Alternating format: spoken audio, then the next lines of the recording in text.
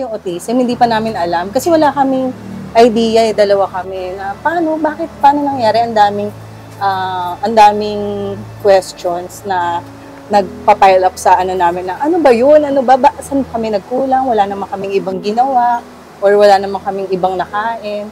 So, isa yan sa challenges, yung acceptance. Tapos, yung in denial kami at first pala, in denial yung term. Tapos, pangalawa, saan yung susunod na therapy namin? Anong gagawin namin? Kung saan namin siya dadalhin. Tapos, syempre, after noon, nung sinabi na kailangan siya mag-therapy, syempre, kailangan ng financial. Syempre, at nung time na yun, hindi kami prepared sa ganong situation. Kasi ang inaano lang namin, ang mapag-aral siya, magkaroon siya ng normal na buhay. Hindi pumasok sa isip namin na dadaan kami sa mga therapy session, yung mga meltdown. So kapag may anak kang may autism, kasama yun, yung mga meltdown, paano matatanggap ng pamilya mo, ng parents niya, ni Lotus, nung kami as parents niya, una sa lahat kami yung unang tatanggap. Susunod, yung mga circle of namin, friends, family, extended family, yun, isa yun sa mga naging challenges namin. Paano namin siya i-introduce. Kaya nung una, medyo nahihiya kami, tinatago siya hanggang sa na-realize namin na hanggang kailan kailangan namin siyang ilabas talaga.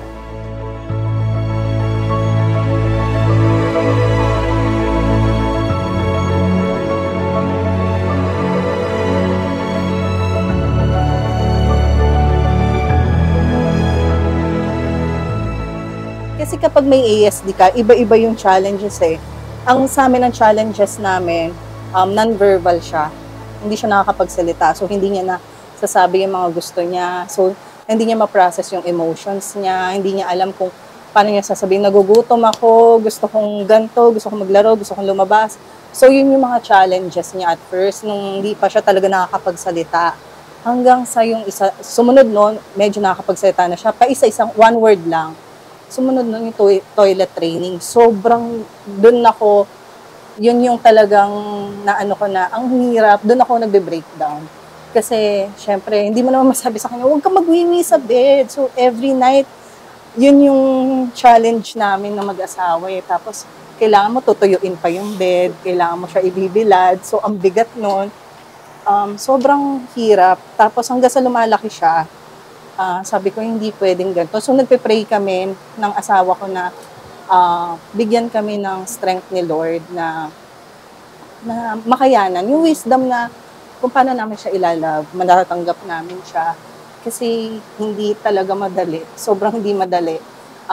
Mentally, financially, sobrang hirap po talaga. And sobrang hirap. Kailangan talaga dalawa kayo. It's a teamwork bago kayo makapag-raise. Diba? Sabi nga, it takes a village to raise a kid. So, hindi ganong kadali na kasi may magulang.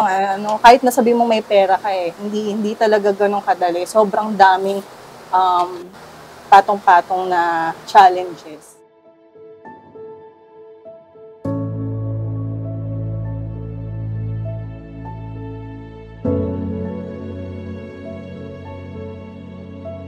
So, I just want to say thank you, for being here, and ang layo talaga ng bahay namin, kung 'di ba po, nakita niyo naman.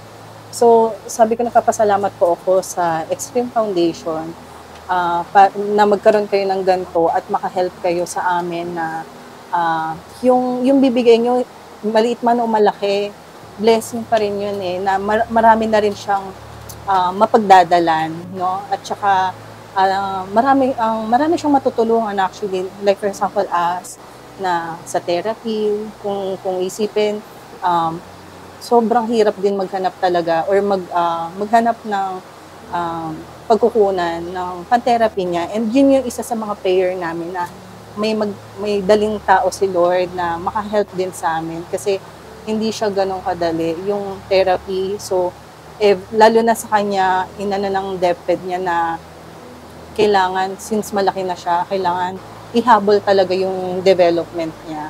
So, nagpapasalamat ako dahil may gantong help na may paglalaanan talaga. Hindi lang siya mapupunta sa wala. Yung advice ko sa mga newly parents na na-diagnose yung mga anak nila na may autism, ang advice ko is tanggapin nyo kaagad kasi nakasalalay sa inyo yung development ng bata, di ba? Early intervention is the best for someone na may autism. Mabilis na kung matatanggap niyo yung anak niyo, mas mabilis yung progress nila na mas ma-normalize sila. Naniniwala ako na ma-rule out natin yung autism, ADHD, kung ano pa yan, basta sa tulong ng parents talaga. So, kailangan hanggat maaga, early intervention, tsaka support ng parents. Nasa atin sila nakadepende.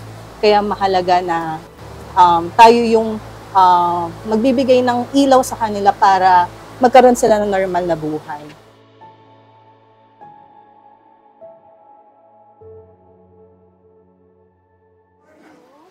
Wow! Wow! Therapy. Therapy! Wow, pan-therapy mo.